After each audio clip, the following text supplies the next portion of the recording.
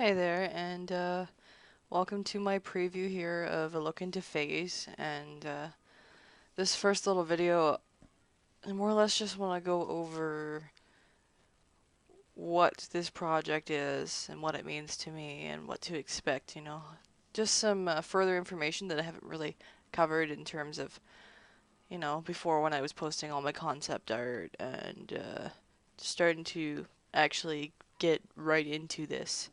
So, um, years ago, I started writing this story, and from the beginning, it always was more or less about the romance of it. You've got this strong heroine in this story who's finding herself as a woman and, you know, taking on some challenging tasks and everything. And during that, she falls into a bit of a love triangle. So, um, in the early stages, I tried to write the story a lot. Like, I'm not gonna lie, so many times I tried to write it all out, and I had this issue where I just couldn't seem to get too far into it because I was finding it challenging or whatever. And so it always just sat in the back of my mind for so long, and it just makes me sad because I wish I would have really worked on this more in my earlier days. But you know, months ago, I was sitting down one day evaluating my life and what I wanted to do, and I was thinking to myself, you know, I need to give myself a project that not only is going to help me get better as an artist and with drawing, but is also I'm gonna be able to express myself, you know, and share something with the world. And so I originally thought, well, let's just do like a web comic. So I was just thinking about it, and then I just came back to phase in my mind, and I'm like thinking about it. I'm like, maybe this is what it needs. Maybe trying to write it like an actual novel is not the right way to approach the story and everything. So I decided soon after that I was gonna re-script all of this and take all the main points and everything and turn it into a comic, which is actually really exciting for me because I've always really wanted to get this story together and actually share it. So I just have this page up right now, and just get to kind of get to see Jamie in two different lights, and I really deeply relate to this character. It's kind of like an inner extension of myself and what's kind of going on in life and everything. And it's funny, like all the different times I try to rewrite this story, like she was like the age that I was at that point. So in my final draft of this, she's my age, so she's in her early 20s, and yeah.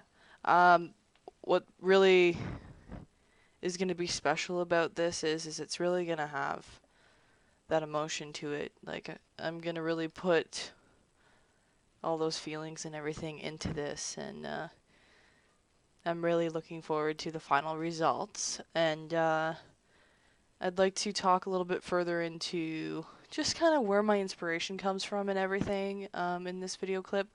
So I'm just going to jump right in here. Like,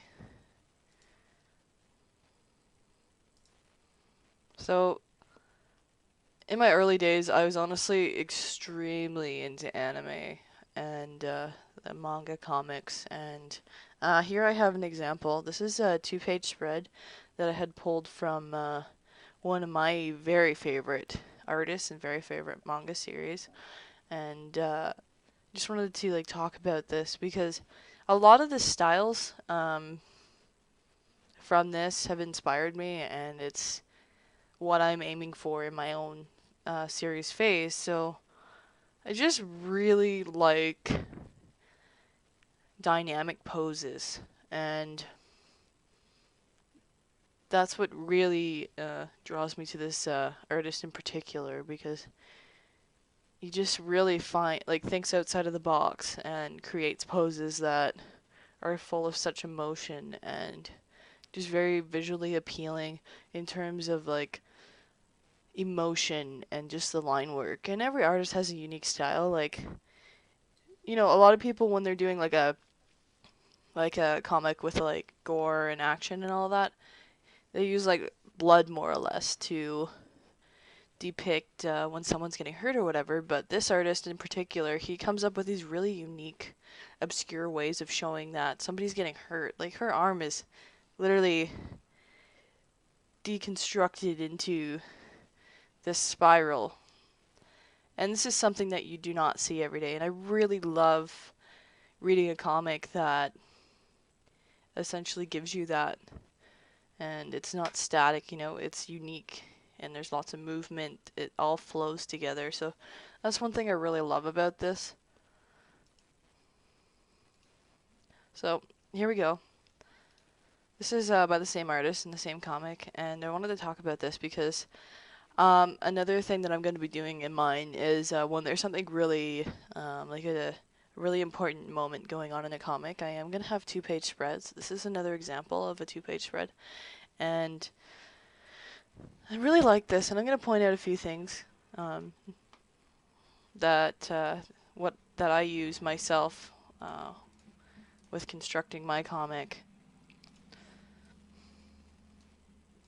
So generally speaking, when I have a 2-page spread on the go, I've got one main concept in mind, like one main thing that's happening that the character's doing or whatever. So when you look at this one in particular, this is your main action that's going on. We've got this character here, and she's got these incredible unique lines going around showing that she's doing her magical attack or whatever. And it's got this whole roundness to it, even when it comes to the way her hair is and everything. And a way that this is really dynamic is, I really love this. Just the line created there with the arm, and it's actually reaching out towards you. Like it makes you more or less feel like you're getting into the story, which is really, really important. And the second thing is about this is I really love this, and this is a technique that I've been using, is I call these over here, I call these fly-ins, and it's a really great way to put in like elemental things that are happening or just little like flashes of other characters or thoughts or whatever that's going on in this moment where she's doing whatever she's doing. And I just really think it overall sets the tone. And I just find this very inspiring, and I'm always coming back to this in terms of setting up my own and like just as reference and inspiration. It's just absolutely wonderful, and I'm so happy to share it with everybody. So I'm going to show a few more. Okay. So here's another example of a 2-page spread. This is from another favorite of mine. It's a really popular series, High School of the Dead, and I just wanted to show why I like this in particular. Like, I just really like the effects that are going on here. Oh, it's a little blurry, but just like the water effects and the rain. I find these to really bring a page together when you add those little features to it, and I very much so like the screen toning of this, like the dark in the sky. Like, it's really absolutely wonderful, and I find this really inspirational as well.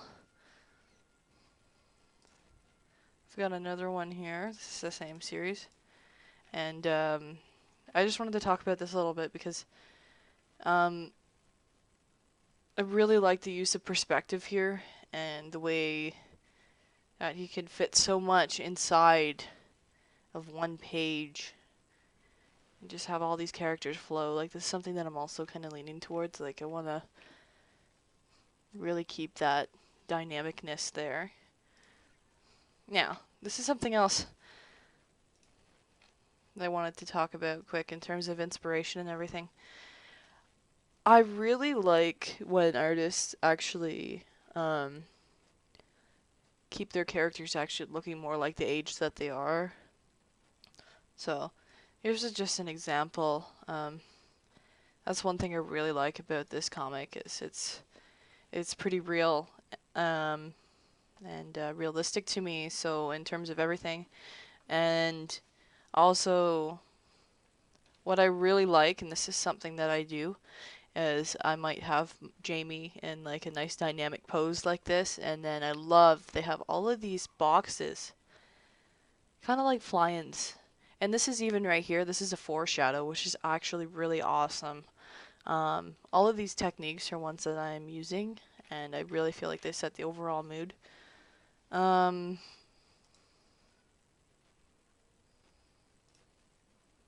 so I just got some here that I'm working on. So this is an example of doing some foreshadowing and some fly-ins with these extra panels on the side. This is one of the pages I was working on, and I just thought I would show that. And then also, here's another example of doing a chapter cover and working on like making a dynamic pose and everything. And I'm really looking forward to fully adapting this and everything and bringing it all out. Along with this video, I'm gonna post all the links to these comics that I find really inspirational, and with their names and everything if you're wanting to check them out for yourself. And I'm also really very much looking forward to trying to get videos up as commonly as possible, just to kind of show my progress and just keep giving like an inside look at this whole progress, like the whole process of this, the progress that I'm going through, because this project literally means the world to me, and I'm really excited to be able to share it with the world someday. And I think that it's going to be very relatable and just very visually appealing. So I just wanted to thank everybody for dropping in to listen, and definitely stay tuned for more to come. And just I'm trying to actually aim for the fall to try and get this first volume out, but obviously I can't make any promises or set an actual date because I'm literally doing this whole project by myself. And it's gonna take some time because, you know, there's a bunch of stages I have to go through, you know. There's a script and, you know, and concept art, you know, I've got that out of the way. And then I had to go through and really roughly, like all these pink lines, like put in the base of what's in on every page. And then I have to go back through again and make sure all the characters and everything are blocked in, all the panels are blocked in through the entire book, which is the first book is 7 chapters. And after that, you know, that's when I can go in and start doing really specific tasks. Like I can go through and clean up all the line work. I can go through and add all the screen tones. I can go through and add the sound effects and the speech bubbles and all of that stuff.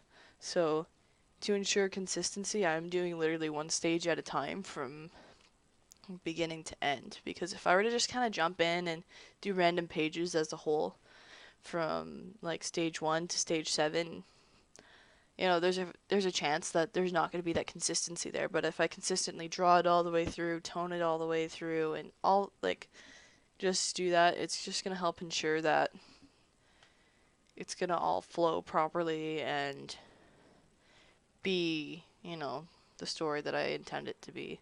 So, I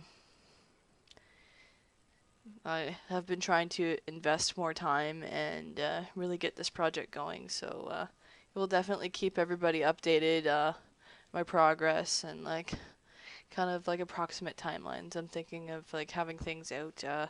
But on the bright side, I do have a website that I'm building, and I do plan on having it be up and running a few months before I get this